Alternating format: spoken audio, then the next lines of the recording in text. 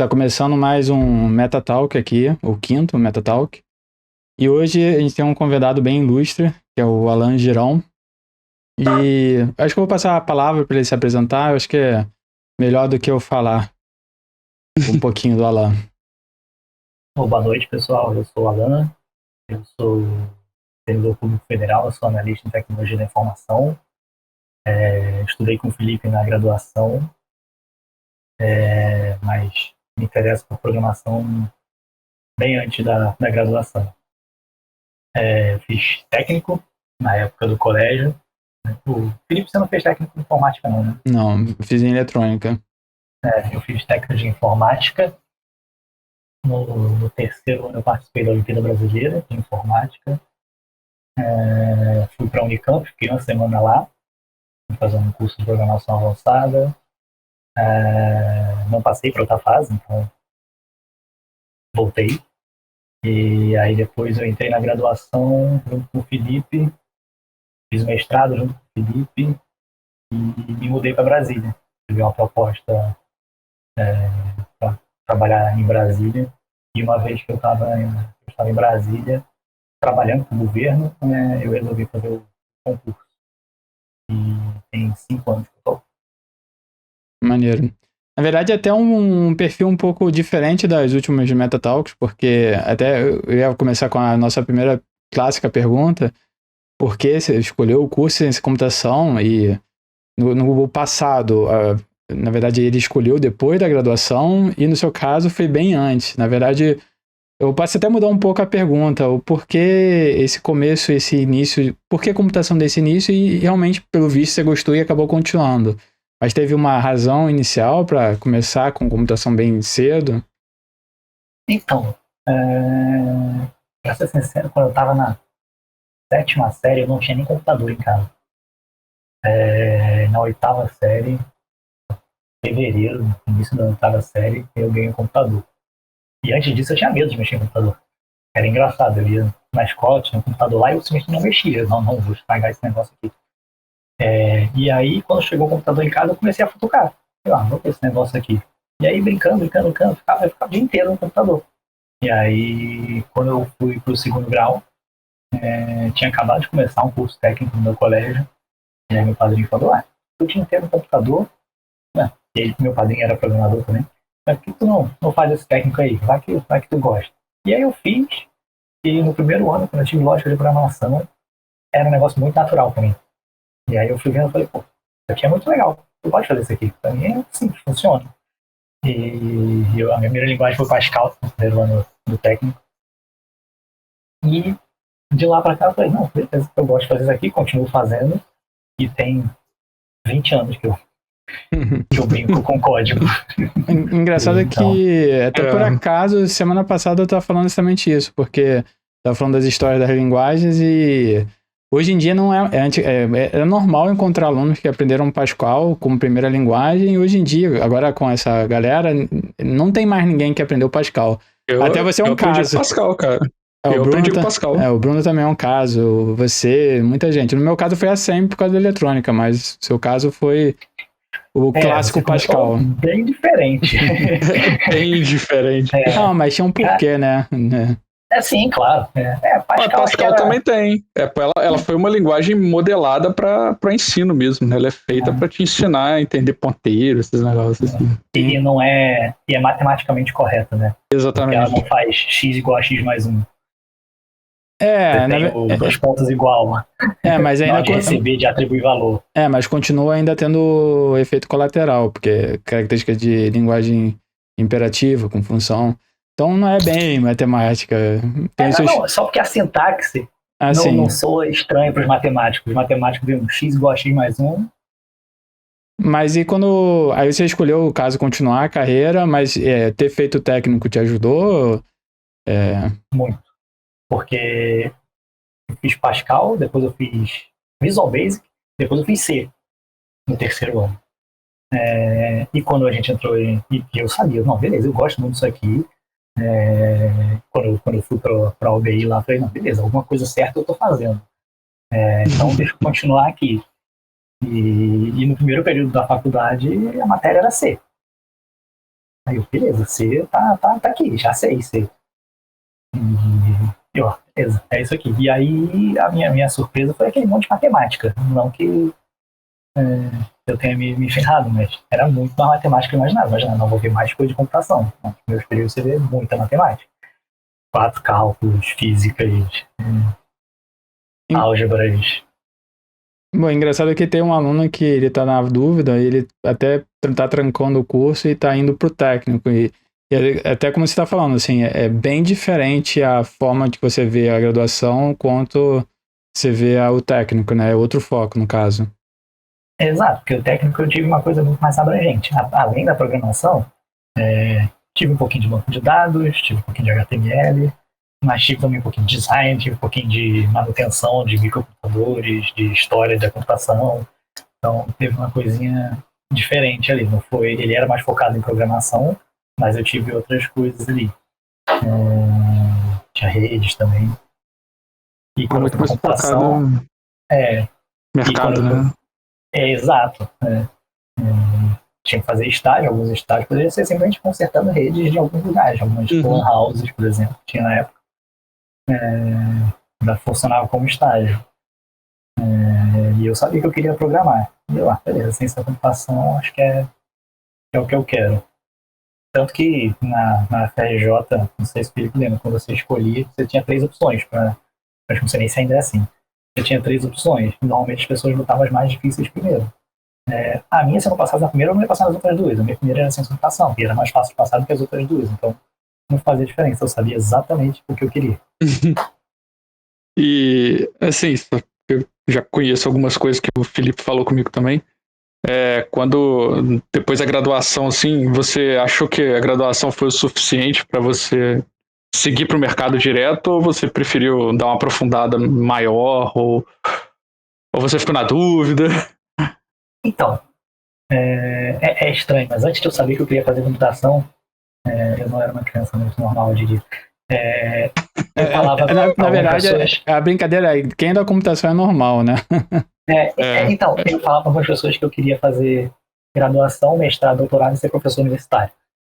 Antes de eu saber que eu queria fazer computação. Tinha uma visão, né? Eu tinha uma visão, não, beleza, eu quero ser, deve ser legal, pô, professor. E eu sempre gostei de ensinar, o pessoal da faculdade lembra. E aí, beleza, tô aqui, tô envolvido com projetos aqui da universidade, vou continuar aqui estudando, vou ganhar uma bolsa razoável e ainda vou ganhar um mestrado, é o que eu queria. Terminei o mestrado, mas vi que não era o que eu queria. E a parte da academia não era o que eu queria. Eu tinha sonhado com isso, mas tem aquela coisa, sonho versus realidade. Não era o que eu queria.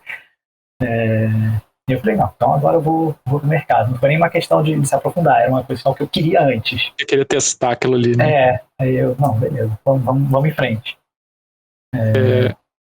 Mas assim, antes de entrar no mestrado, mas você fez alguma preparação para ir pro mestrado? Você trabalhou em algum projeto, alguma coisa assim?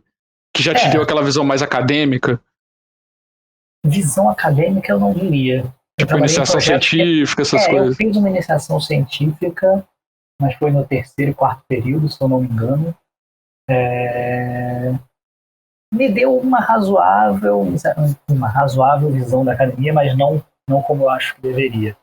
Minha iniciação científica era para desenvolver jogos educacionais.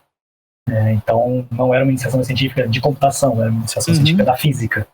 Então, eu estava mais como apoio, apoio da física do que como pesquisa mesmo. Então, o pessoal da física pesquisava mais, eu acompanhava, eu fui até a congresso, mas não era uma iniciação científica propriamente da computação.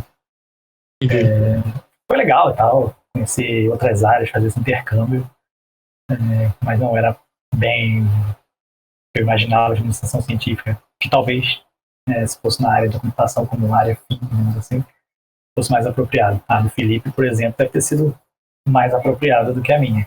No meu caso foi mais industrial, né? Foi o uso de computação dentro da indústria, no caso, minha iniciação científica. Mas era realmente fim computacional, no caso, era visão computacional. Que é bem diferente. Mas assim, aí- não foi também uma iniciação científica, não foi foi um projeto, no caso, né? Igual o seu caso. Exato.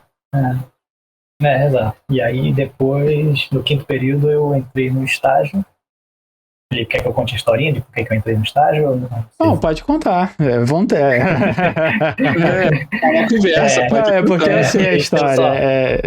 Eu só tinha iniciação, né? E aí, quando eu fui fazer a entrevista, o meu CR era alto. Devia ser uns 8 e muito, ou 9 na época. E aí, o cara que estava me entrevistando falou: seu CR é muito alto. Normalmente eu não tenho experiência muito boa com pessoas de CR muito alto, não. Mas você usa brinco, você gosta de futebol, que você falou aqui, eu vou te dar uma chance. Tava com a camisa do time. Super coerente, né? Aí, pô, cara, CR alto, gosta de futebol, tem brinquinho. Meio estranho aqui as informações que eu tô recebendo, meio desconexas. E aí, acabou que eu fiz, ele foi meu orientador no projeto final da graduação, no mestrado, né? E hoje é meu amigo. Não, mas foi engraçado mesmo na época, porque o Alan tava preocupado, aí meio que saiu assim, pô, o cara aceitou porque eu gosto de futebol, porque eu tenho brinco, e não por causa do meu CR. Porque era bem comum, assim, a busca pelo CR. Ter o aluno com o maior CR, ou um dos maiores CRs, e não foi o caso. E até deu super certo, né? No caso da época. Trabalhei junto com ele 5 anos. Então, os 2 de estágio, mais os 3, quase 6 anos. Os 2 de estágio. O estágio acabou um pouco antes de acabar a graduação. E aí eu continuei lá com ele. E aí durante o mestrado também, quase 6 anos, trabalhando com ele em projetos vinculados à universidade.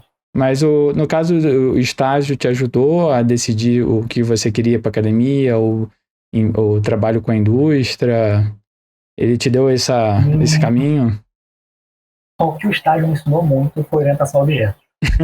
Os 2 anos. É sério. Eu não fui bem na matéria de orientação a objetos na época.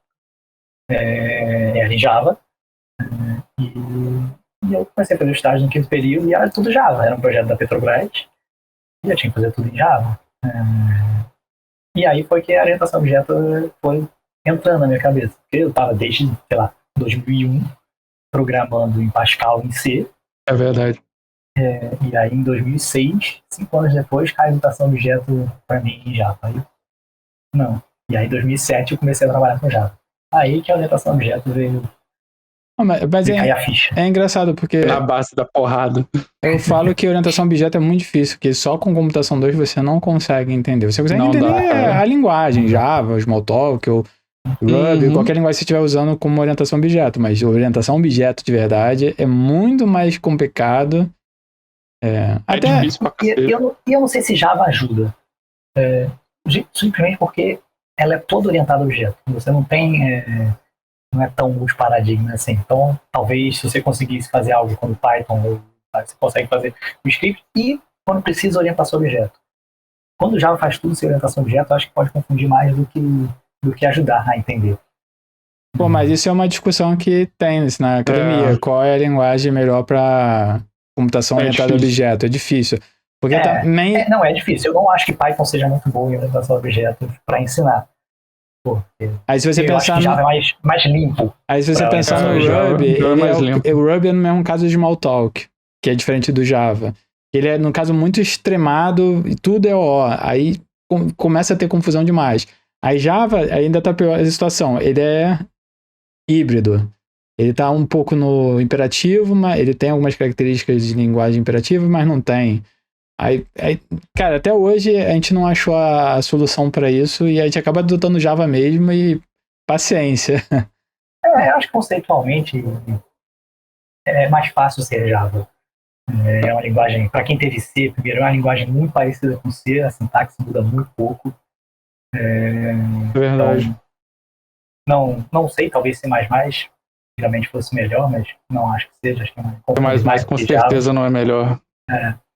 Mas é muito complicado. Mas é foda.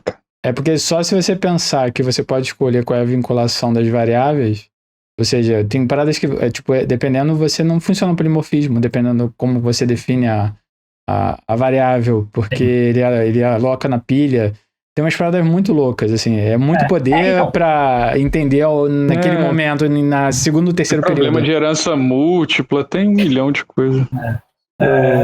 Mas assim, uma pergunta assim, que é muito interessante, que esse é um perfil que é até raro, porque meu perfil é até um pouco diferente, mas normalmente a pessoa que a gente escolhe já academia desde cedo, fala assim, não, quero ser professor, tenho vocação de professor, que era o seu caso.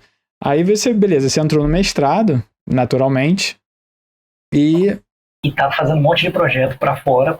Fazendo um monte de projeto, mas o que te fez era o que eu gostava. Mudar? Assim, foi porque você gostou da questão dos desenvolvimentos de projeto, ou você viu que a academia não era muito bem o que era isso? Eu acho que foi uma junção das duas coisas. Eu vi que a academia não era muito o que eu imaginava, e eu gostava muito dos projetos. A gente tinha vezes que eu estava em 2, 3 projetos ao mesmo tempo. Chegava em casa, no final de semana, e programava. Eu não estava fazendo nada. Era o hobby, né? Tipo, tava lá na faculdade, estava programando. Chegava em casa, fazia alguma coisa, depois, vou programar aqui. Eu morava com os pais, então não precisava fazer nada em casa. Então eu pegava e ficava programando. Então era divertido. Então tinha vezes que eu tinha 2, 3 projetos ao mesmo tempo lá. Pô, mas Isso é legal, cara. Não, mas assim, mas o que você viu que... Porque eu gosto de escutar também e mostrar para os alunos, porque também não é a melhor coisa do mundo, porque tem muita gente, não, quero seguir, teve um grande leva tentando ir para academia, e falando, olha só, não é tão bem assim como parece, mas o que te fez, no caso, não gostar? O que te dissuadiu da ideia do sonho, né? O que te tirou do sonho? Eu vi que muitas vezes as pessoas publicavam só por publicar, para ter número, e isso me incomodava muito, muito. Incomoda muito mesmo, muito. Nossa, eu tenho noção. Pra que eu vou publicar? Não acho que isso aqui vai agregar em nada. Estou fazendo uma coisa que um teste. Acho que a realidade brasileira também, coisa. né? Uma outra coisa, as publicações são, especialmente as brasileiras, seja mestrado, doutorado, elas são muito extensas, tem muita revisão bibliográfica para pouco conteúdo. Concordo totalmente. Na época do mestrado, eu li, obviamente, você tem que ler mesmo. Não tem jeito. Você tem que ler para você saber o que você está falando. Mas o meu capítulo de revisão bibliográfica era maior. O que eu estou apresentando era um dos maiores capítulos que eu estava apresentando. E isso me incomodava. E eu lia, na época, a minha dissertação teve uma coisa com Human Computation, que é um termo cunhado por um cara americano que inventou o reCAPTCHA. Americano não, ele é costa-riquenho. Acho que não é americano não, mas eu não tenho certeza qual é a nacionalidade. O nome dele é Luiz von Ahn. Não sei nem se a pronúncia é essa, mas ele que inventou o reCAPTCHA.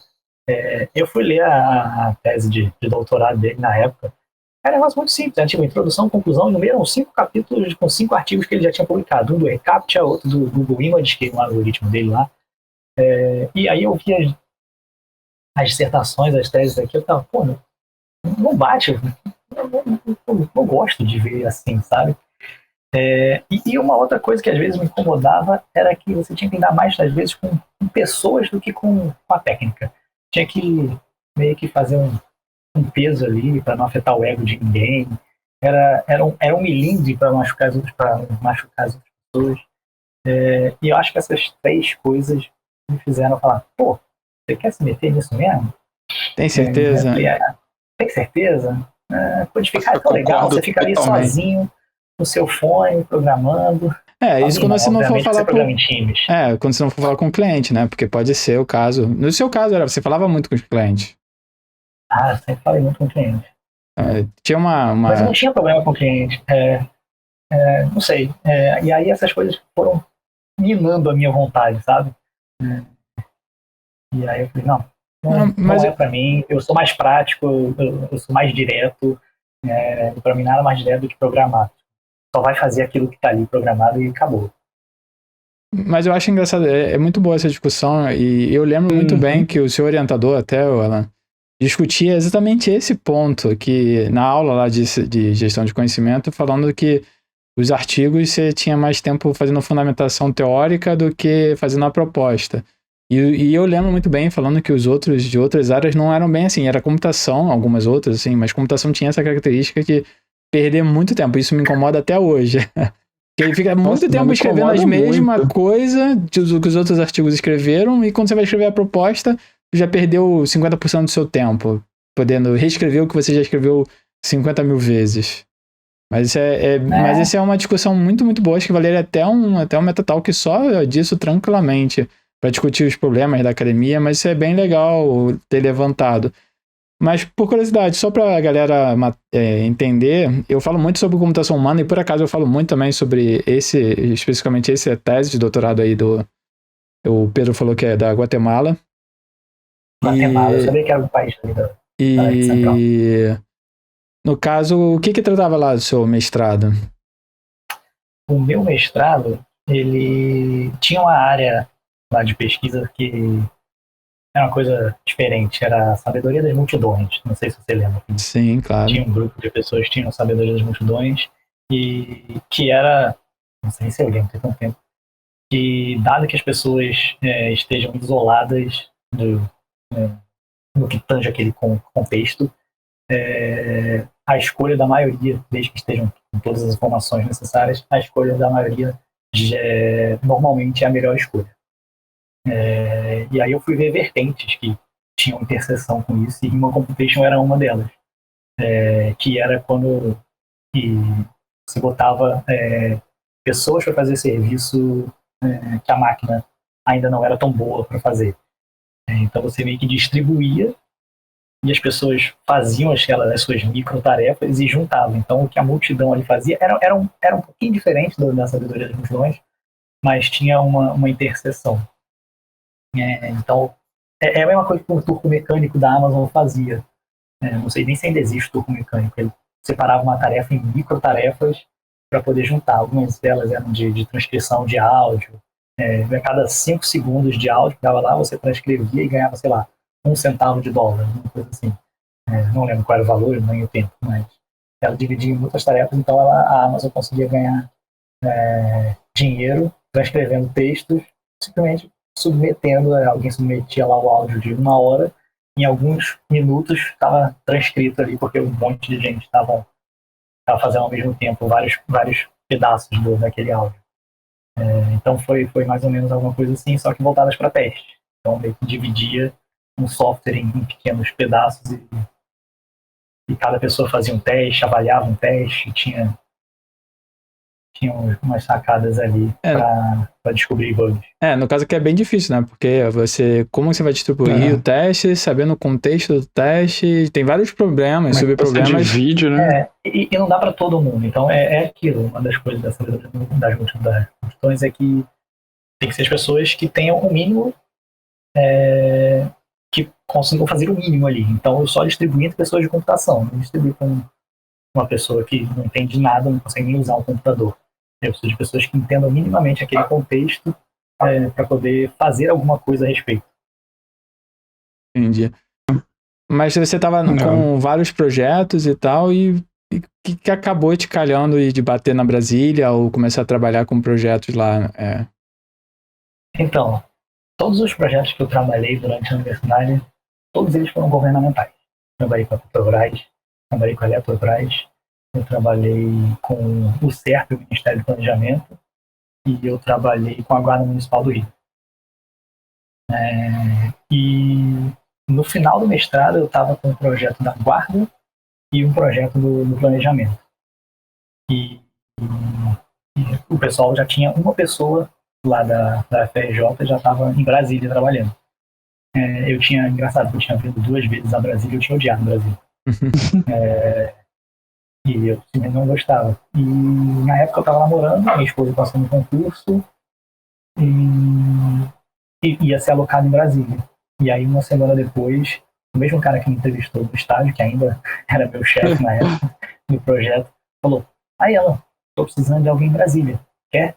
Aí eu, na semana que minha namorada soube que é para Brasília, né? Acho que é uma coisa do destino, né? Tá chamando. Decidiu por mim. E aí eu vim para Brasília. Mas, Maneiro. no caso, você era para ter mais contato com o cliente, no caso, o governo, ou era para realmente... Qual era o com outro objetivo? projeto. Era um outro projeto que estava precisando de mais gente. Era um projeto até do PAC, Programa de Aceleração do Crescimento, na época da Dilma. E aí era no Ministério do Planejamento, e aí eu tinha que trabalhar em loco lá. Uhum. A diferença é que na faculdade eu ia de chinelo e bermuda. No Ministério do Planejamento eu não podia mais. Mas o trabalho não mudou. Eu ia só perguntar assim, da sua experiência trabalhando com o governo, assim, porque eu durante um tempo eu era analista da DataPrev, então tinha muita relação com a Serpa. Então, assim, eu tenho uma visão de como funciona, eu trabalhava com Java, tá? Então, todo esquema Oracle, então eu tenho uma visão de como o governo trabalha em algumas coisas, né? Eu diria que cada órgão até tem uma vertente diferente. Eu trabalhei um tempo até no CERP da Lapa, não sei nem se ainda aquele CERP ainda tem. Acho que tem sim. Eu ficava lá trabalhando no planejamento. Eu trabalhar no governo, eu não sei nem se é diferente, porque eu nunca trabalhei para outro órgão, para privada. Então eu não tenho essa visão da privada, digamos assim. Mas dentre os 4 que eu trabalhei quando eu estava na universidade, na Petrobras eu era estagiário, eu não tive contato nenhum com a Petrobras. É governo, mas também é misto, né? Então, eu não tinha contato nenhum, eu só tinha que fazer as minhas tarefas lá durante o estágio. Já nos outros projetos, não, eu estava mais perto do cliente. O da Eletrobras era um projeto bem interessante, a gente tinha que ir lá, era do CEPEL, que é o Centro de Pesquisa da Eletrobras. Então a gente ia lá, desenvolveu o projeto lá, com o cliente lá, então foi o mais perto do Scrum, eu diria, que eu consegui chegar. Porque a gente tinha o PO ali, que era um funcionário que entendia de todo o assunto, que era meio que o dono do sistema mesmo. Uhum. Então qualquer coisa, a gente tinha sentado na sala com a gente, desenvolvendo. Então eu estava ali programando, eu falei, isso aqui, eu não entendi, é assim ou assim? Não, é assim. Ah, beleza. E continuava programando. Então era uma coisa bem ágil, eu diria. Então foi uma experiência muito legal, mas era bem longe, era em Adrianópolis, não em Nova Iguaçu. Tinha que pegar um ônibus 7 da manhã, na Dutra. Pesado. Divertido, mas eu não ia todo dia. Menos mal. O da Guarda Municipal, eu diria que foi mais bagunçado que eu participei, porque às vezes eu ficava uma semana sem ouvir nada. E aí na sexta-feira, não deu aqui e tal, e aí ia lá sexta-feira de manhã e eu saía de lá 2 da manhã. Caralho. Caramba. Mas foi um projeto muito diferente que eu pedi pro meu gestor, assim, para pegar, que era mobile, que era Android. Então, pra pegar o XP ali. Aí eu falei, não, eu quero fazer uma coisa com telefonia móvel. Aí ele falou, então vou pegar um projeto para você liderar. Aí ele me deu, então eu era meio que o líder técnico, então eu ia lá, tirava as dúvidas, mas também programava, quando eu falava que eu programava no final de semana, eu ficava nesse projeto, porque eu achava divertidíssimo, ele era uma zona em matéria de gestão, mas de desafio ele era divertidíssimo. Então era com Android 2.1, que é uma coisa bem velha. Tem bastante tempo. E tinha que usar o GPS no celular com uma capacidade bem fraca, então tinha uma série de malabarismo para tentar conseguir alguma coisa, mas foi bem divertido. Mas assim, cada ministério ele tem uma organização dentro de tecnologia de informação separados, né? Cada um tem sua própria gestão, sua própria organização. Exatamente. Por exemplo, às vezes tem diferentes protocolos, por exemplo, eu quero subir no servidor, cada um é diferente, você tem mais liberdade, o outro tem menos, como... Ou existe um órgão especializado dentro do governo que gere mais ou menos e coordena cada ministério? Isso como que... Não, eu diria que era para ter, mas não tem. Talvez o papel do SERPRO tivesse que ser esse. Mas eu acho que a relação do SERPRO com os outros órgãos não é das melhores. SERPRO tem uma relação muito forte com a DataPrev, cara. Eles são... porque o trabalho dos dois são meio que interdependentes, assim, né? Entendi. Mas no caso do SERPRO não é mais prestadora de serviço? Então, os dois são os prestadores de serviços do Serviço Federal. A Dataprev e o CERP. Talvez a Dataprev tenha uma vertente mais para Previdência, né? A Previdência. E o CERP seria para as outras coisas. Mas boas coisas do CERP eu vejo saindo quando é para Receita. Tanto que o programinha que a gente baixa da Receita, se eu não me engano, é feito pelo CERP. Pode falar mal do programinha, que ele não é bonito, mas ele funciona e é responsável por arrecadar não sei quantos em imposto. Eu nunca tive problema com aquele programinha e a submissão normalmente é bem rápida. E já fiz no último dia. Então eu imagino que capacidade eles têm. Essas empresas, elas se tem essa coisa de, tipo, dar certo, de nunca falhar na parte do imposto de renda e tudo mais, e a Dataprev de nunca atrasar a folha de pagamento. São os serviços prioritários. São os dois, assim, que tipo assim, se atrasar, fudeu, sabe? Mas quanto a... Eu acho que cada órgão tem o seu processo ali. O que é uma vantagem, por um lado, porque você não fica amarrado, mas é uma desvantagem porque você tem redundância de muitas coisas dentro dos órgãos. Então todo órgão tem uma equipe de TI, todo órgão... E falando não fora de TI, todo ministério tem uma equipe de gestão de pessoas.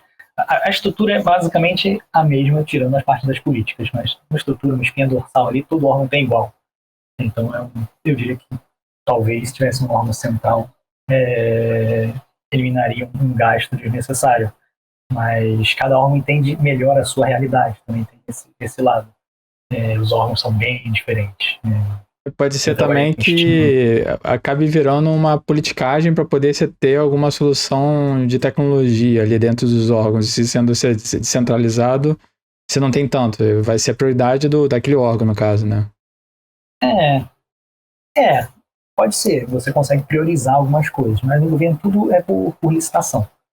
E quando você tem muita gente fazendo licitação, mais dinheiro rola, então também tem mais propensão a ter mais fraudes. Então, se fosse uma contratação centralizada, teriam mais pessoas envolvidas, mais gente olhando, então a chance de ter alguma fraude seria reduzida. Como tem muitas, então você não tem óleo suficiente para vigiar tudo. É muito complicado. É complicado. É muito complicado. Tem uns pensamentos muito tensos, porque, por exemplo, a Dataprev e a Serpro, até alguns ministérios, o principal cliente dessas empresas e tudo mais é o próprio governo. Então é uma relação muito louca, tipo a Dataprev, a Serpro ou qualquer outra que você pensar. Elas trabalham para o governo, né? Então, assim, o governo é o cliente, o governo que paga, o governo que recebe. É uma relação muito complicada. Exato. Quando você faz uma licitação, por exemplo, normalmente todo ministério tem uma fábrica de software. Não vou entrar no mérito se eu gosto ou não do conceito de fábrica de software, mas normalmente todo ministério, ou seja, cada ministério tem que fazer uma licitação. Normalmente, essa licitação você tem que embasar em alguma métrica. Hoje em dia tem alguns órgãos usando o ST, mas o mais difundido são os pontos de função. E normalmente o preço de ponto de função do Serpro era bem mais caro. E você fica, estranho, você paga do governo para o governo. E eu nunca entendi. Eu fico, muito complicado. O dinheiro gira ali. Então você acaba contratando empresas privadas, e aí você tem um gasto ali com a pessoa que fiscaliza, e um gasto da gestão da empresa. Tem algumas questões que eu tenho minha opinião, mas quanto a cada um ter o seu, eu acho que às vezes ajuda na agilidade. Porque muitas vezes depender de um órgão externo para fazer o seu deploy, por exemplo, como um certo, pode demorar muito tempo e passar do prazo que você queira para fazer alguma coisa.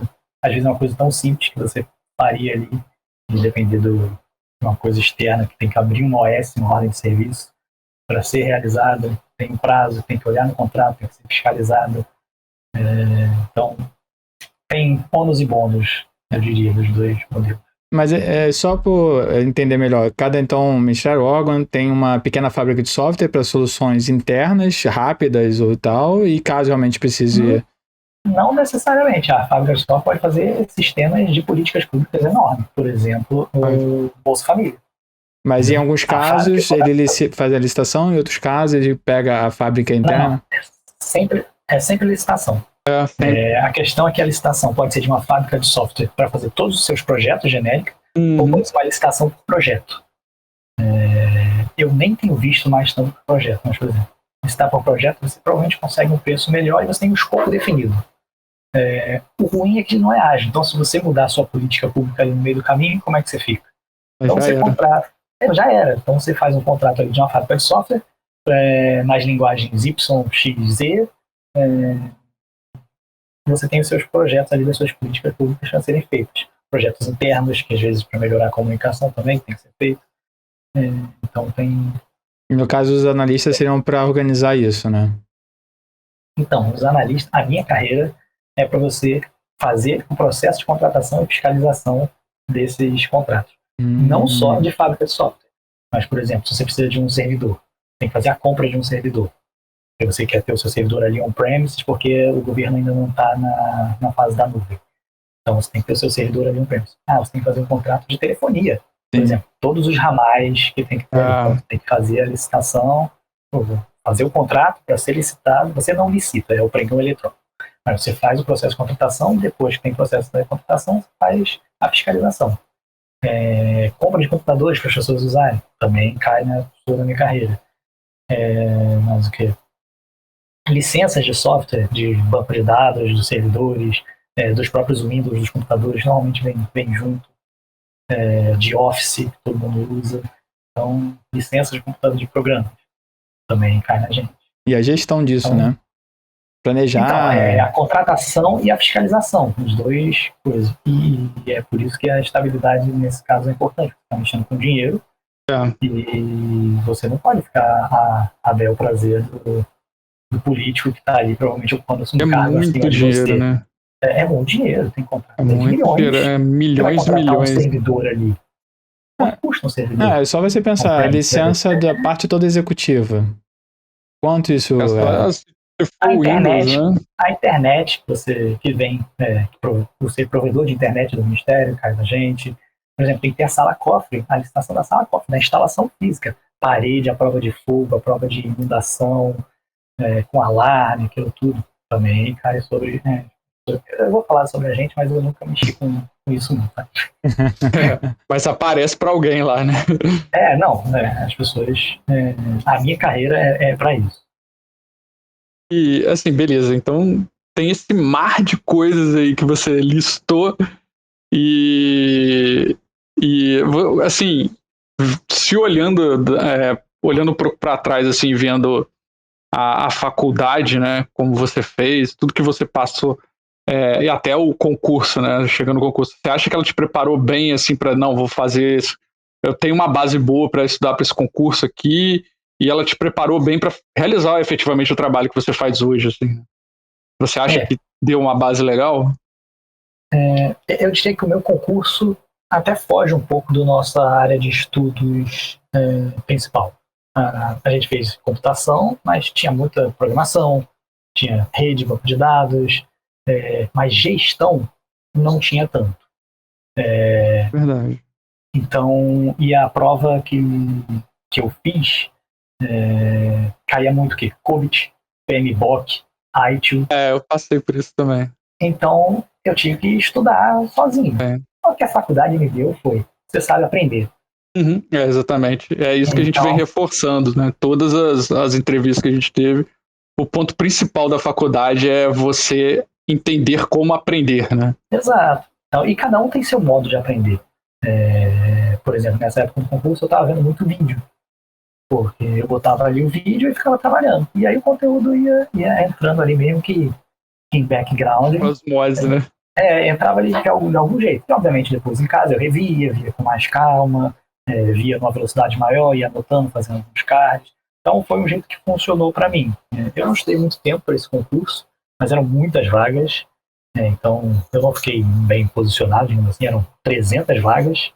Eu fiquei em 170. Assim, parada, você passou, é isso que importa. 200, mas só 200 e pouco entraram. Então nem preencheram todas as vagas. Porque a defasagem desse tipo de profissional, desse analista de tecnologia da informação do governo é muito grande. É absurdo. É muito grande. É absurdo. Assim, a experiência que eu tive também era um abismo de diferença para quem tava e quem entrou, assim, era um... E a gente vê que o governo fala muito em transformação digital, mas ele não contrata profissionais da área de tecnologia para fazer aquela transformação digital. Você precisa de mais gente para poder conseguir tocar esse processo de transformação digital que o governo gosta de falar. E é uma defasagem grande. Bem grande. Mas eu acho que isso também não é só o Brasil, não. Eu acho que é a realidade mundial, né? Eu acho que o problema não tá no governo. Eu acho que o problema é a defasagem nas pessoas. No ensino, no primeiro grau, no segundo grau. Acho que é tanta defasagem que pro governo chegar nessa parte ainda falta muito ainda, no caso. Cara, mas assim, a experiência que eu tive era que, assim, pelo menos o que eu vi assim, na DataPrev era, não falando mal da DataPrev, que eu acho que foi um lugar que me deu muita coisa boa, assim, eu aprendi bastante. Mas a galera que já tava lá, tipo, sei lá, 20 anos, sabe? Eles não continuaram, a DataPrev não tinha, assim, ela tinha um esquema de treinamento, assim, para alguns profissionais e tudo mais, mas a galera da antiga não tinha, eles não acompanhavam, assim, as coisas, sabe? Então eles ficavam sendo alocados nas mesmas tarefas ali, mais básicas, não tinham controle. Não sei como é que tá hoje também, né? Já tem um tempo que eu não tô lá. Mas era assim, o pessoal realmente precisava de uma reciclagem, e isso precisa de um incentivo da empresa, isso custa dinheiro, sabe? No geral, as reciclagens eram feitas pelos profissionais que já tinham mais conhecimento, aí eles pagavam um extra para esse cara dar um curso pro resto da galera, sabe? Então era um pouco diferente e não dava 100% certo, né? Tem aquele ponto. Você é servidor, então você sai dali quando você quiser, ou então se você quiser uma merda federal, gigantesca. Então, quando você estiver fazendo o seu trabalho, você não vai ser mandado embora. Então, você depender de si mesmo para não se estagnar, qual a motivação que você tem? Seu salário não vai mudar, você não vai perder o emprego se você não se atualizar, você vai estar continuando fazendo a mesma coisa ali sempre. Então, qual a sua motivação para aprender coisas novas? Você acaba não tendo. Ainda mais se o governo não paga. Eu estou há 5 anos e eu não fiz um treinamento pago pelo governo de nada.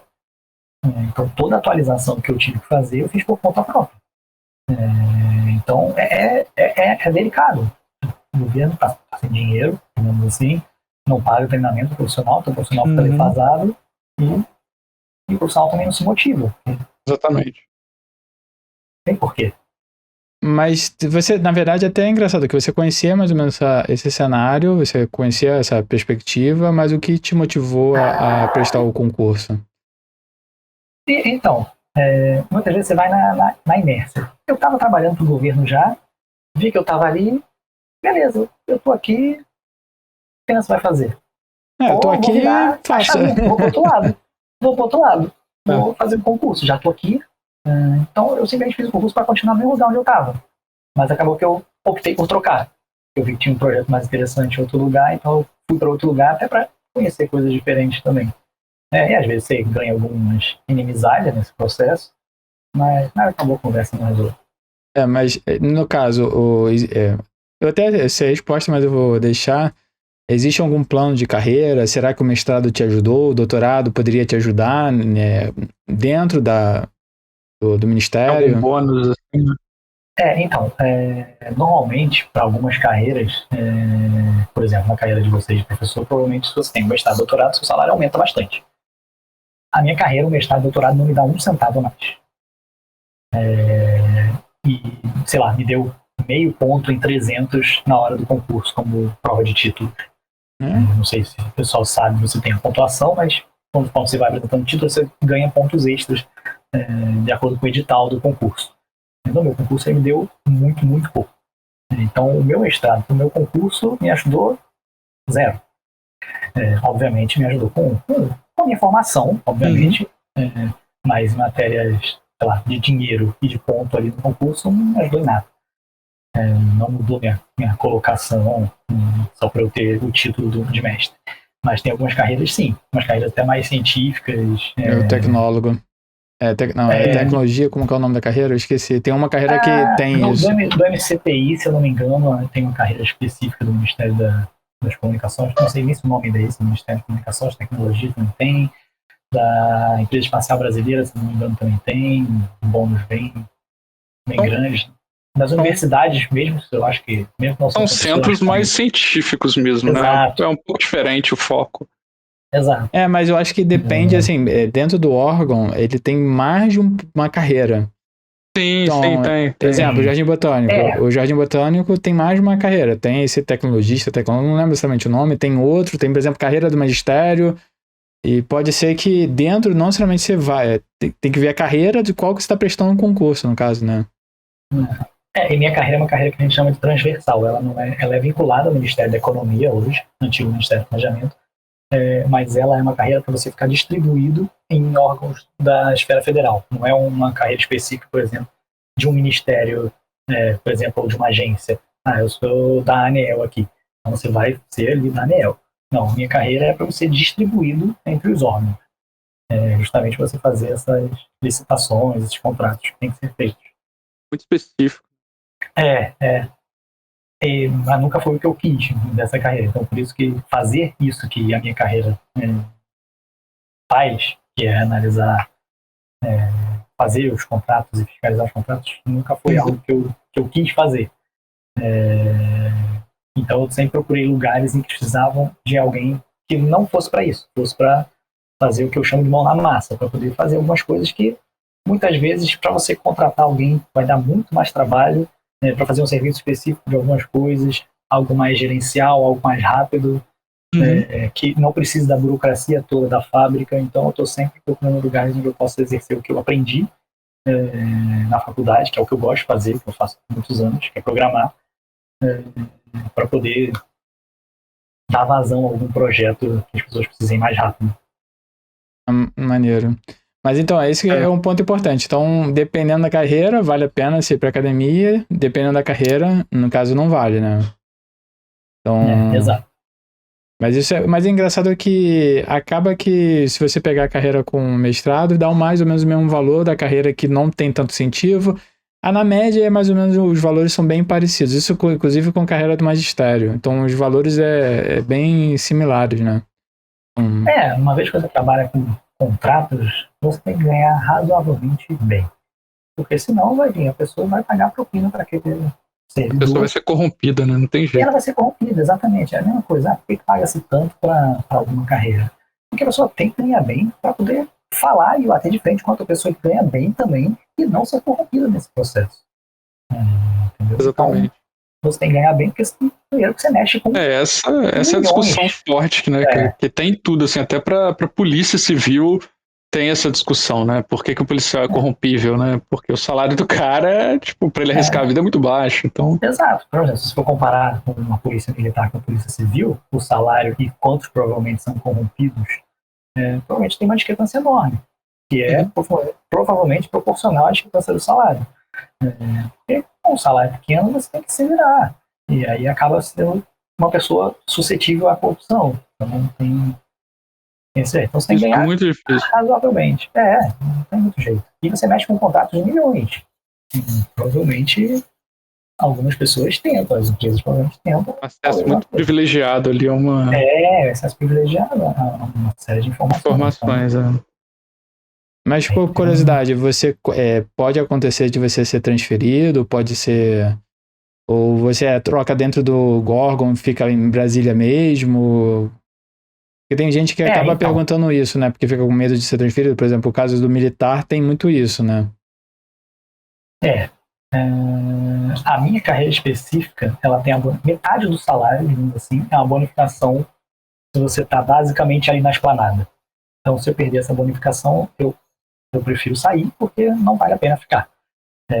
Então, metade do meu salário é uma gratificação só por você estar ali. Ser mandado para outro lugar é muito difícil, para outro lugar fora de Brasília. Eu acho que só se você pedir, e ainda assim você vai perder metade do seu salário. Mas de um órgão para o outro, dentro de Brasília, rola sim. Então você tem permuta, que é você trocar duas pessoas de posição, às vezes abrem vagas que você se candidata, às vezes tem o cargo o cargo em comissão que abriu em outro lugar para você assumir uma coordenação de alguma área, e aí você se candidata e vai. E tem órgãos, por exemplo, que têm a prerrogativa de requerer um servidor e o órgão onde o servidor está atualmente não tem como negar. Por exemplo, eu comecei dentro do Ministério do Desenvolvimento Agrário, quando eu passei no concurso. O Ministério do Desenvolvimento Agrário acabou quando o Temer assumiu após o impeachment da Dilma.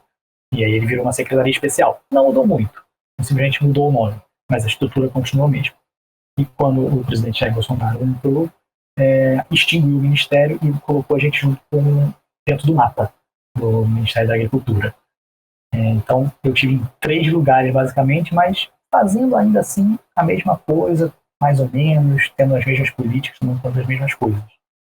E aí no mapa eu estava muito, sei lá, jogado de escanteio, fazendo coisas que não me interessavam profissionalmente.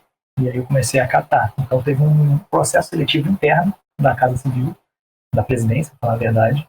Então lançaram um edital interno só para servidores que estavam em Brasília para movimentar. E a presidência tem a prerrogativa de requisição. Então ela requer do servidor, de outro órgão, e ele simplesmente vai, sem precisar que o órgão onde o servidor está tenha que dar um ok. E eu tinha tentado sair do Ministério da Agricultura e não tinham me deixado sair, porque não tinha gente para trocar. Eu tinha tentado pedir uma licença, também não me deram. Então eu resolvi atacar em todas as frentes que eu conseguia, porque eu realmente não gostava do resultado. E aí eu fiz essa entrevista lá com o meu atual chefe, e aí eu estou 1 ano e meio lá na Casa Civil a partir do edital interno. Então tem alguns jeitos de movimentar. E eu acabei indo por nessa última movimentação, que não é tão comum. Ter um edital interno para servidores. Normalmente você conhece alguém, então você tem um network, está precisando de alguém, então ele vai lá e requer você ou faz essa troca. Mas foi um edital que eu acabei aplicando e me chamaram. Mas, por curiosidade, às vezes o edital até tem prova ou é mais entrevista mesmo? Então, edital interno, se você já é servidor, eu só vi esse. Então, eu vou falar da experiência. Não tinha prova, tinha uma entrevista lá, para você conversar com as pessoas, o que você estava querendo sair, quais eram as suas experiências. Então, você já passou na prova do concurso, em teoria, né? Então, acho difícil que tenha um edital interno que eu não ia ganhar nada mais. Você simplesmente ia mudar de lugar. Geralmente não tem mesmo. Não tem. Pô, podia ter uma provinha de programação. Aí já era. Eles cortam uma galera. Sem dúvida.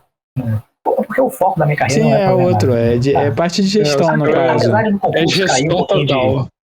no concurso de TI, obviamente cai um pouquinho. Tem um pouquinho de lógica ali, um pouquinho de banco de dados, mas nada aprofundado, não. Mas uma curiosidade que eu acabei não perguntando, caiu direito na sua prova? Que isso é um dos problemas lá da galera de computação, né? Caiu, engraçado, caiu acho que só direito constitucional. Sério? Mas o que caiu muito foi uma norma, que é a norma de contratação do governo, que na época era a N04.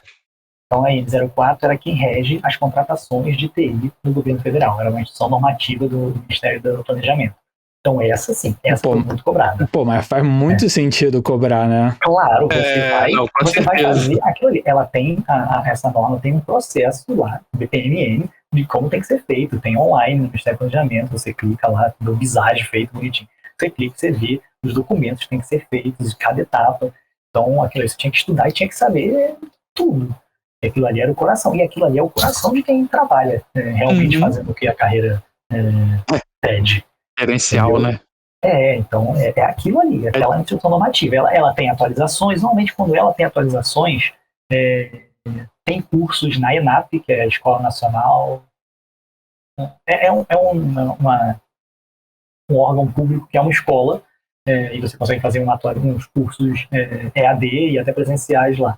Então, normalmente, quando tem uma atualização da SN, tem cursos para você conseguir fazer. Desse tem. Então, você consegue fazer ali, inclusive em horário do trabalho, porque faz parte do seu trabalho. Você tem que se atualizar sobre. Isso é que legal. E isso tem. Eu não lembro se mudou, eu acho que mudou. Eu só não sei qual o número do novo dela. Era a N04 2014, quando eu fiz a prova em 2015. Era vigente. E caiu um pouco de direito constitucional, se eu não me engano. Acho que direito administrativo não. Mas era muito pouco de direito. É engraçado. Pergunta fatídica, assim. Não, pode perguntar, Brad. Eu vou perguntar só outra fazer coisa. um comentário. É que o engraçado é que eu tô conversando com umas pessoas que estão fazendo concurso, mas não somente para a área de analista, assim, para polícia, civil, federal e tudo mais. E a prova mais difícil, a prova mais difícil é a considerada de, entre aspas, TI. E a galera fica louca. Já vi caindo, cara, análise sintática. E paradas assim muito, muito loucas. Assim, um cara tá fazendo prova pra Polícia Federal, aí discute sobre analisador sintático. Mas é uma prova para perito porque não, essas provas normalmente tem vários subcasos. Não, a polícia é tipo pra ser polícia mesmo, não é pra ser perito, nem nada. Eu fiquei assim... Acabando a variação de perguntas. Me passaram... Eu já vi cobrar ícone do Word também, né? Não, tem esse tipo de coisa, qual o ícone que faz, isso aí já vi. Não, isso tinha, porque ele me passou. Eu já vi isso no Visual Studio, qual é a seleção do terceiro menu, que era uma coisa muito escrota, cara. Não, é porque a prova tem, pelo que eu li, ele me passou a prova e eu fui avaliando a prova para ele explicando. Tinha a seção de tecnologia, que é essas perguntas assim, e, fale sobre o Windows, o botão, sei lá o que. Também tinha as paradas. E tinha a parte de computação. E computação tinha umas paradas assim. Tinha o ML, tinha o modelo ER de banco de dados, verificar se tá normalizado. Assim, umas paradas assim muito loucas. Eu falei, caraca, isso. E eu fiquei falando, cara, esse conhecimento que tá sendo cobrado é tão pulverizado que é impossível você saber. Você tem que chutar. Imagina nas outras áreas. Se ele cobrar igual nas outras áreas, a pessoa tem que ser o quê? Não, nas outras áreas, não é para analista. Não, mas imagina nas outras áreas da prova, tipo, na área de TI cobra imagina na área de direito, o que eles vão cobrar? Na área de direito, o que eles vão cobrar? O artigo sei lá do que, no inciso sei lá do que, na linha tal, o que está escrito, né? Mas pelo que ele relatou, as outras eram tranquilas, português, direito, isso aqui eu consigo, safo. O problema era a parte de TI e computação. E no caso, ele não sabia, mas eu expliquei e computação, porque a prova era bem setorizada, assim, tinha ordem de tecnologia e depois ordem de computação. E eu fiquei abismado, eu falei, caraca, assim, pra gente, que a gente viu isso durante uma graduação, mesmo a gente não lembrar com detalhes, tipo, passa, a gente dá pra saber mais ou menos ou lembrar na hora, mas eu fiquei pensando nisso agora pro nosso lado. O nosso, provavelmente, o mais difícil seria o lado do direito, né? Que é bem enroladinho, dependendo. Não tem nada de direito, eu acho que é uma falha, inclusive, no nosso ensino básico, pelo menos o ensino da Constituição deveria ter. Da Constituição deveria ter, com certeza. E aí, foi o que caiu no meu concurso e eu... estudou, aprendeu. Questões. Não sei nem se eu acertei, eu não me lembro se eu acertei alguma. É mais objetivo, ele tá ali, você olha ali, beleza, é isso, acabou, sabe? Não tem um processamento, né? Exato, é coreba, assim. Às vezes é muito bom senso, sei lá, não é possível ser assim, mas às vezes né? O direito tem algumas coisas assim. E tem as bancas que são diferentes também na hora do concurso, não tem as bancas que são muito mais, prezam muito mais pelo raciocínio do que pela decoreba. E dada a sua posição agora, tipo, que você tá tranquilo, tipo, você tem um próximo objetivo ou é tipo, cheguei lá, é isso aqui, beleza? Então, eu nunca quis ser servidor. Não, então, é porque você fala de um jeito assim, não, tá maneiro, sabe? Então, tipo... Onde eu tô hoje... Tá tranquilo, né? Eu tô muito bem. Tô trabalhando com tecnologias novas. Eu tô trabalhando com Python, Django, React. Então, são tecnologias que estão aí no serviço privado também. Mas nunca foi o que eu quis. E tanto é que eu estou saindo. Tá. Então, por isso que eu tava aqui, eu tô saindo, né? É simplesmente uma questão de me testar. Sabe aquela coisa o Rock até falou no primeiro episódio da Síndrome do Impostor? Você tá sempre querendo se botar em teste. Eu sempre trabalhei na iniciativa pública. Não diretamente, mas prestando serviços para. E será que eu dou conta de trabalhar na área privada? Será que eu aguento? Será que eu aguento?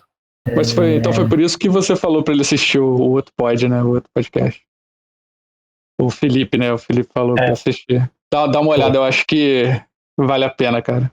Mas assim, isso a gente também pensa, não nós mesmos, a gente tem, é porque a nossa característica, a gente sempre quer ser desafiado, né? E o pessoal da computação tem essa muito forte.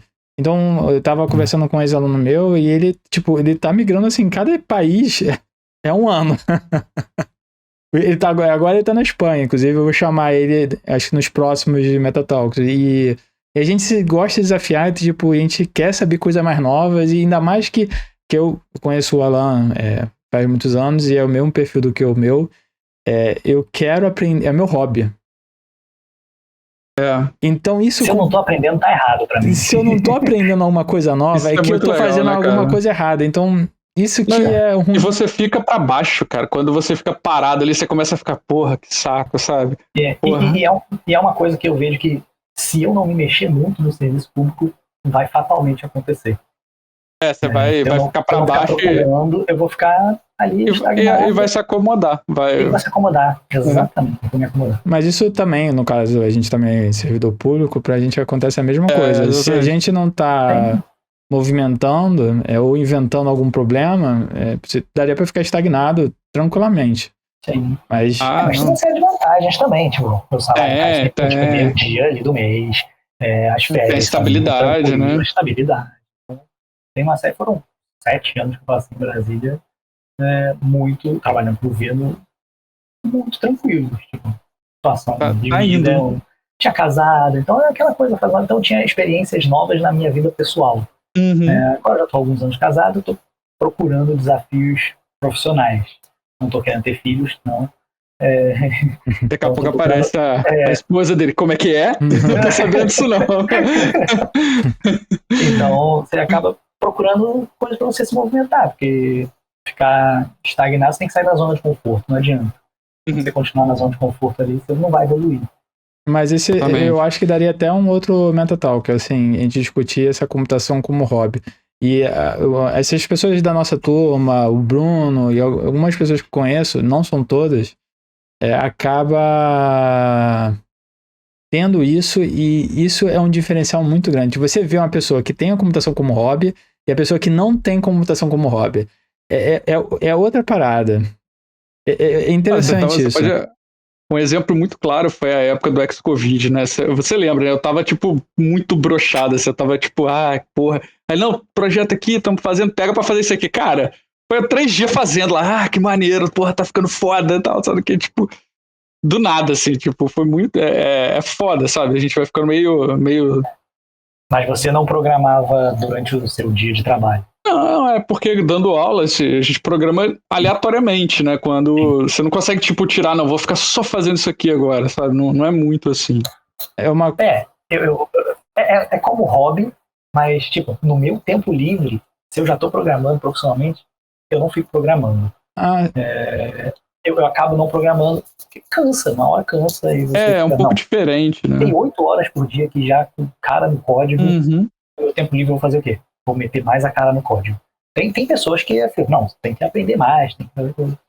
Eu não sou dessa vertente, não. Eu não consigo.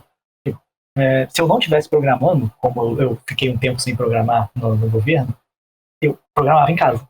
Porque eu gosto de programar. Claro. Só que chega uma hora satura. Entendeu? Uma hora você fica, por dia você tem que ter uma cota ali, não adianta ficar 24 horas por dia. Uma coisa é um hobby, outra coisa é você viver disso. É bem distinto. Exato. Mas é aquela coisa, você programa, você gosta e você quer fazer aquilo. Não tá ali fazendo só por fazer. Sim. É prazeroso. E uma coisa que aí fica até pro lado, outro Metatalk, eu acabei descobrindo que o magistério superior e outras carreiras também, ele é mais gestão do que qualquer outra coisa. 80% do meu tempo é gestão. Mais ou menos parecido também com você. Você quer fazer computação, mas na verdade você está fazendo gestão de pessoas. Você fica gerindo pessoas, comandando, liderando. 80% do meu tempo é isso, quase. E acaba que o meu tempo de programação é o meu hobby, porque eu não consigo programar trabalhando. Aí eu acabo... 20 minutos aí. Quê? Gerente minuto. Cara, dependendo não funciona. Aquele livro lá era... Só por curiosidade, tem um livro de como fazer gestão em 1 minuto. E aí a gente teve que estudar esse livro. E não funciona em 1 minuto. Não funcionou em 1 minuto? Pô, eu queria aprender a fazer. Pô, eu queria fazer reunião de TCC em 1 minuto. Pô, se eu fizesse reunião de TCC em 1 minuto, pô, eu tava feliz, cara. Eu podia ter 50 alunos, tranquilo. Mas não é o caso. Porra! Então, só a gente já passou um pouco até do tempo, porque a gente vai conversando, vai animando, e a gente vai abrir agora para as perguntas. Tiveram umas perguntas aqui. Deixa eu voltar aqui. Acho que o Daniel perguntou. Eu não sei se a gente vai conseguir saber responder. Na verdade, algumas perguntas a gente já foi perguntando durante a demanda, mas algumas a gente deixou aberto que era bastante fora do escopo. Aí ele perguntou aqui, tem como comentar um pouco sobre os outros órgãos públicos sem ser o Ministério, como IBGE ou INPA? Então, eu não conheço. Eu não tenho... O IBGE tem um bônus muito bom para mestrado e doutorado. Ah, legal, não sabia. Lá tem centro de pesquisa mesmo, assim. É bem legal. Eu acho que... os dados, eu já consumi muitos dados do IBGE. Para fazer mapas, dashboards, mas saber de carreira lá dentro eu não conheço. O IBGE, eu tenho um amigo que a mãe dele trabalha lá e tal. O IBGE valoriza bem, assim, as pós-graduações. Não. Porque é centro de pesquisa, né? Igual o caso do Jardim Botânico. Eu acho que ele tem várias carreiras lá no IBGE, não é só uma, são várias. E depende da carreira que você tá. Acho que o INPA eu acho que não sei, ele também tem mais uma carreira, porque também tem um magistério, tem um pesquisador, que é o tecnologista, eu acho que depende muito, esses órgãos são bem mistos de pesquisa, no caso, né? Eu não sei dizer, eu sei um pouquinho do Jardim só. Institutos normalmente são mais voltados a pesquisas. Diferente de um ministério, por exemplo. Porque no caso do Ministério ele tem um outro objetivo que não é pesquisa, né? É totalmente diferente. É gestão de alguma coisa, algum contexto. Tem que gerir aquilo ali. No nosso caso seria a gestão lá da computação, produtos computacionais, né? É porque computação só não é, porque tem produto ali, software, tem licença, tem outras coisas, né? Tem até, por exemplo, estrutura física para poder armazenar. Por exemplo, o data center, acho que você fica mais tempo definindo a estrutura do que o próprio computador. Não é? Porque dependendo do no-break que você coloca, tem que verificar até cálculo estrutural do lugar, né? Pra ver se aquilo ali sustenta. Que é complicado até. Caramba. Deixa eu ver aqui. Gostaria de perguntar se ele sabe como é a área de computação fora aqui no eixo sudeste, se ele souber. Bom, eu tô em Brasília. Você sabe alguma coisa da questão das empresas dentro de Brasília, de computação? Olha, o meu nicho, o meu network é todo de pessoas que prestam serviços para o governo. Então, eu diria que a maioria das empresas em Brasília prestam serviço para o governo. Tem uma ou outra que não, você vê, mas a grande maioria das pessoas em Brasília, a maioria das coisas funciona para o governo ou para serviços, para atender as pessoas que moram ali. Então, em Brasília é muito governo, muito. Você trabalha com programação, a chance de você estar trabalhando com o governo é de 90% ali, pelo menos. Brasília é feito para isso, né? Brasília foi uma cidade construída para isso. Você ter ali o centro de governo. Então, o que não é para o governo é para as pessoas que trabalham para o governo. Exatamente, é tudo terceirizado para o governo. Mas isso, assim, ele tá falando aqui, se o governo quebra, geral quebra. Mas isso não é só o caso disso, não. Às vezes, por exemplo, tem cidades aqui no Rio de Janeiro, não só, que tem cidades universitárias. Tudo depende da universidade. Ou dependendo, às vezes tem uma cidade criada de uma empresa, de uma fábrica de carro.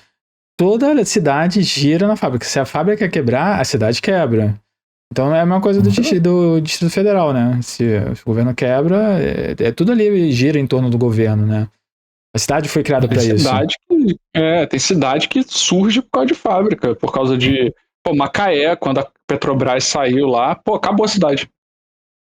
Tá 3 mil desempregados do dia pra noite, sabe?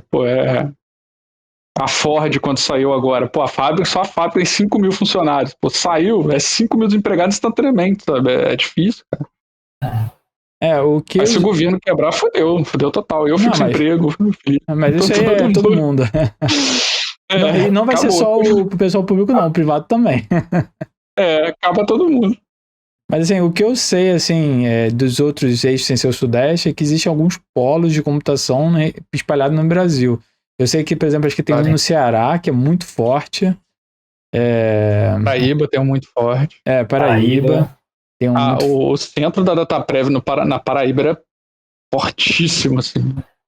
As melhores pessoas com quem eu trabalhei no governo são nordestinos. A galera lá tá com um nível muito alto. Então, Piauí também. Eu acho que tem lugares, assim, não é todo lugar, é claro, mas assim, tem alguns polos tecnológicos, alguns centros até de startups, assim, espalhados no Brasil. A gente consegue listar algum, mas acho que deve ter muito mais, assim. Deve ter algum polo tecnológico dentro do Sul também, não sei. Do Sul, realmente, eu não consigo lembrar uma cidade. Na Floripa tem o FSC, então, assim, tem muita coisa forte lá em Floripa. Floripa tem muito. Tem muito verdade. Lá. Floripa eu já escutei que tem umas empresas lá de tecnologias. Agora veio a minha mente. Mas, assim, isso depende muito, no caso. Realmente, o Distrito Federal é tudo em volta do governo. Mais alguma pergunta, pessoal? É porque muita coisa a gente já foi perguntando aqui. Tinha até uma lá no começo, eu acho. Quer ver? Porque a gente vai lendo e a gente vai aproveitando ou perguntando direto do chat ou quando tá dentro do contexto. Quando tá muito fora, a gente deixa pro final. O Daniel perguntou uma hora que é um pouco fora, né? Mas ele até perguntou sobre a questão de lidar com pessoas, né? Ele tá falando que no serviço público seria pior do que na academia, porque a gente tava naquela discussão de lidar com o ego das pessoas, que na academia tem essa coisa chata, né? Que até eu e o Felipe, a gente levanta isso várias vezes, a gente discute muito isso, né? Eu acho que depende da posição. Tem também. Eu não vou dizer que não tem, não. Eu imagino que tem na privada também. Quem com cargo mais alto vai achar mais direito de fazer alguma coisa. Mas, engraçado, eu não tive muito problema, não. Especialmente com os chefes, assim. Eu tive um problema. E aí foi acatar a ordem de cima que eu não queria. Mas era simplesmente de onde eu estava sentado. Não no local físico, onde eu estou nessa coordenação e eu não queria ir para uma outra coordenação. Veio de cima, não, você vai dentro do mesmo ministério. Tirando essa situação, eu não tive problema. Por exemplo, fazendo seu trabalho ali. Eu concordo contigo, mesmo. Eu acho que é tranquilo. Tem uma pergunta aqui que, assim, é uma pergunta para nós três aqui no caso, né? É a questão de se as demandas, né? O que a gente aprendeu na universidade, se ela é mais puxada do que o mercado, né, precisa, ou se uma formação enxuta, tipo tecnológico, seria suficiente para formar alguém, né, competente. Eu quero só saber programar, por exemplo. Só fazendo um parênteses aqui, essa foi uma discussão muito acalorada que a gente teve ontem na reunião estratégica do departamento. Então, assim... Mas vamos lá, acho que é melhor o Alan começar. Deixa o Alan falar. Posso dar a minha opinião. Que a gente já tem meio que um... eu e o Bruno, a gente pensa muito parecido nesse aspecto aí. Intelectualmente, eu fui muito mais rígido na universidade do que no trabalho. Eu não tenho dúvida. Ok, muito pela parte da matemática, eu diria, que eu realmente não uso no meu dia a dia, mas não quer dizer que eu não tenha desafios no trabalho também. Qual é a resto da pergunta, né? Se uma pessoa só com formação de tecnólogo seria suficiente para ela ser competente e aprender depois o que é preciso. Eu acho que competência não é atrelada à sua formação. Você vê pessoas formadas que não são competentes. E você vê muito desenvolvedor que não é formado em nada, nem tecnólogo, nem nada, e é competente. Eu acho que são conceitos que não estão atrelados.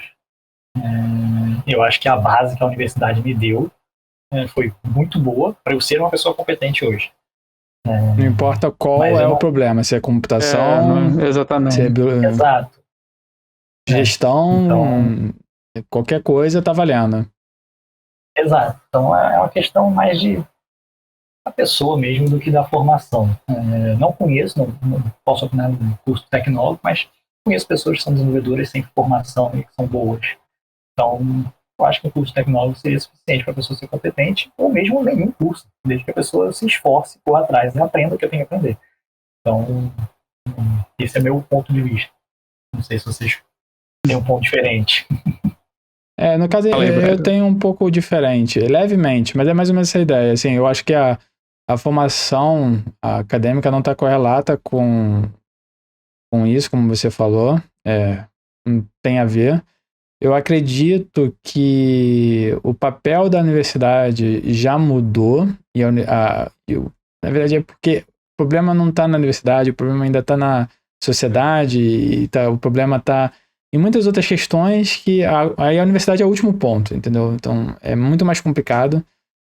Como que, por exemplo, uma coisa que não existia até então é o que eu chamo, é a Biblioteca de Alexandria, que é a internet, que sempre foi procurada pela humanidade e finalmente a gente tem. Então, que é um lugar onde tem a base do conhecimento. Então, até o filósofo Asimov estava comentando sobre isso, que a forma que você vai buscar o conhecimento mudará com a Biblioteca de Alexandria. E ele comentava isso na década de 80, de 70, sei lá.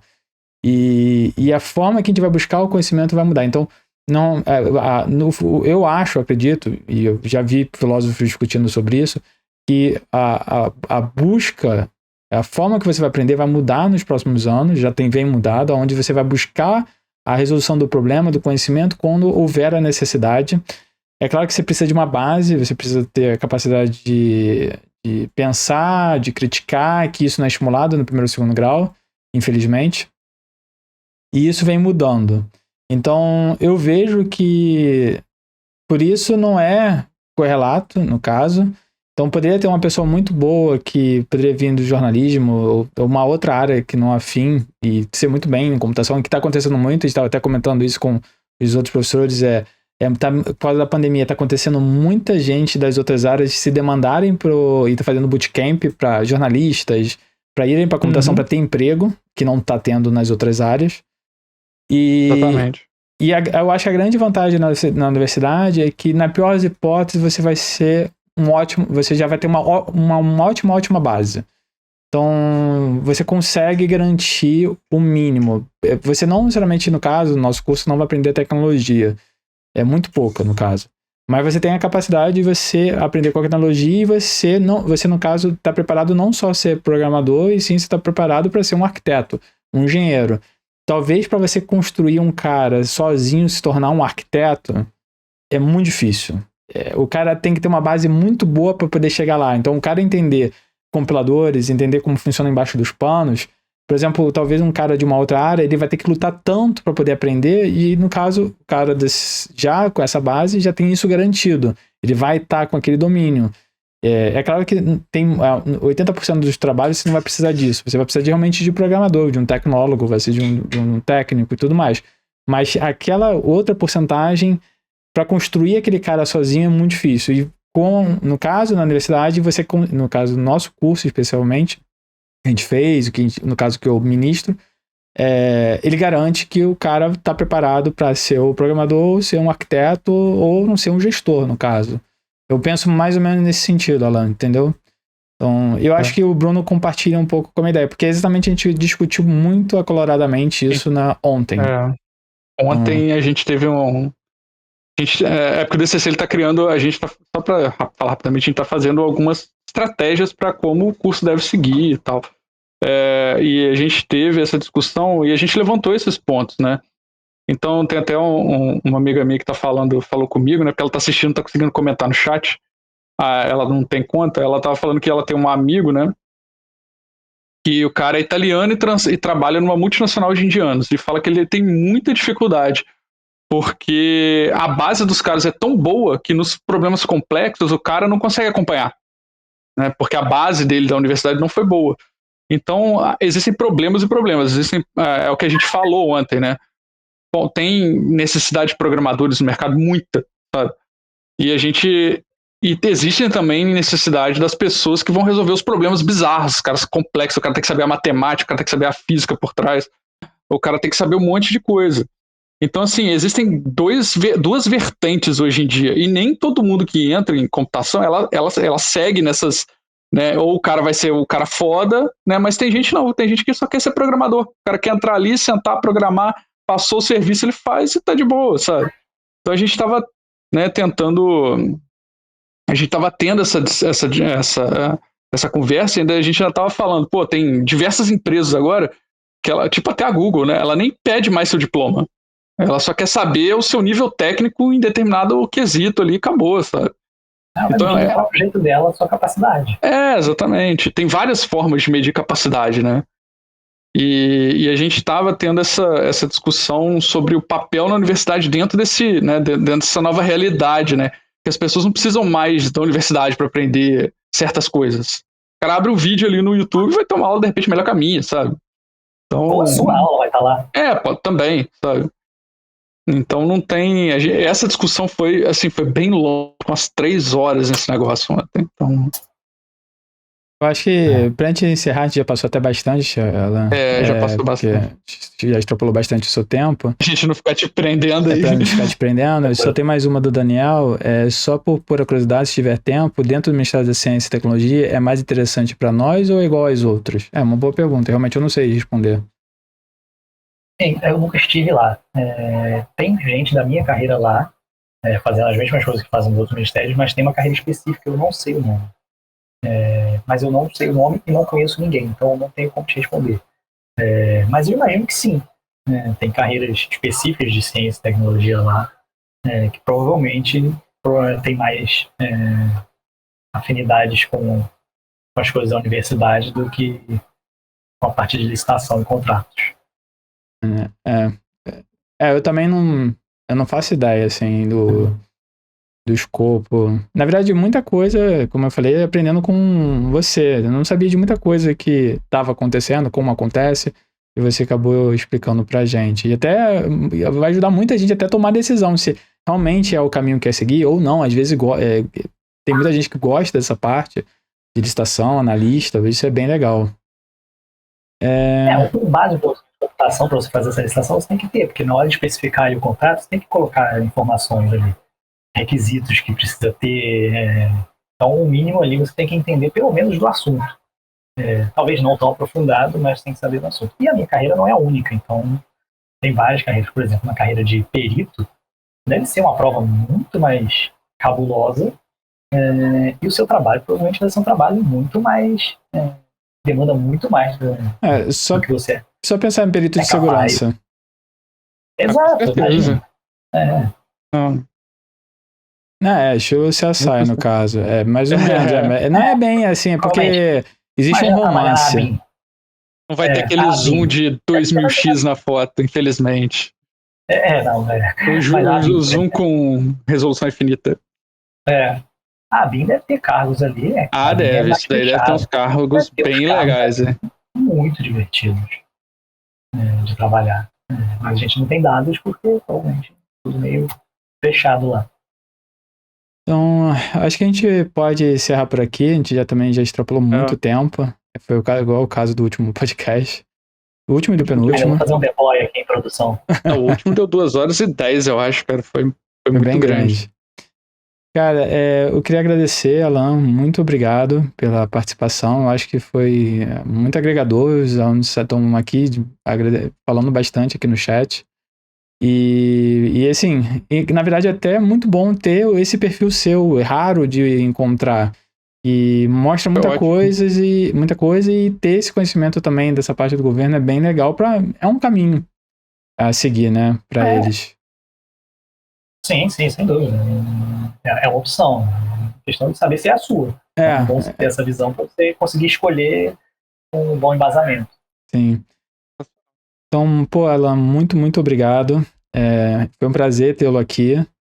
E quem sabe a gente, uma outra Metatalk possível para conversar outras coisas aí. Tem muita coisa para discutir. No caso aqui a gente foi mais focado na carreira, mas tem muita coisa que a gente daria para discutir aqui, até para discutir sobre React, que a gente discutiu um pouquinho na última.